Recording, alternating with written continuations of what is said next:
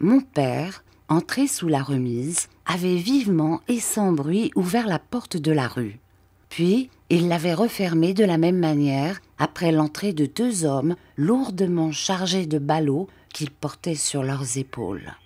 Alors, il posa un doigt sur ses lèvres et de son autre main, qui tenait une lanterne sourde à volet, il montra la voiture dans laquelle nous étions couchés. Cela voulait dire qu'il ne fallait pas faire de bruit de peur de nous réveiller. Cette attention me toucha, et j'eus l'idée de lui crier qu'il n'avait pas besoin de se gêner pour moi, attendu que je ne dormais pas. Mais comme ça aurait été réveiller Mathia, qui lui dormait tranquillement sans doute, je me tus. Mon père aida les 2 hommes à se décharger de leurs ballots, puis il disparut un moment et revint bientôt avec ma mère. Pendant son absence, les hommes avaient ouvert leurs paquets.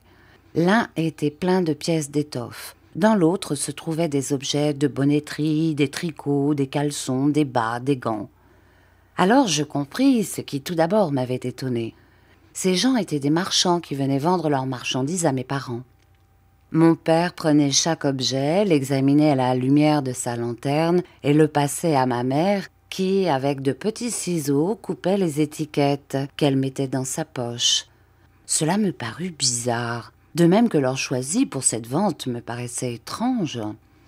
Tout en procédant à cet examen, mon père adressait quelques paroles à voix basse aux hommes qui avaient apporté ces ballots. Si j'avais su l'anglais, j'aurais peut-être entendu ces paroles, mais on entend mal ce qu'on ne comprend pas. Il n'y eut guère que le mot « Bob » et « policeman » plusieurs fois répétés, qui frappèrent mon oreille. Lorsque le contenu des ballots eut été soigneusement visité, mes parents et les 2 hommes sortirent de la remise pour entrer dans la maison, et de nouveau l'obscurité se fit autour de nous. Il était évident qu'ils allaient régler leur compte. Je voulus me dire qu'il n'y avait rien de plus naturel que ce que je venais de voir. Cependant, je ne pus pas me convaincre moi-même, si grande que fût ma bonne volonté. Pourquoi ces gens, venant chez mes parents, n'étaient-ils pas entrés par la cour du Lion Rouge? Pourquoi avait-on parlé de la police à voix basse, comme si l'on craignait d'être entendu du dehors?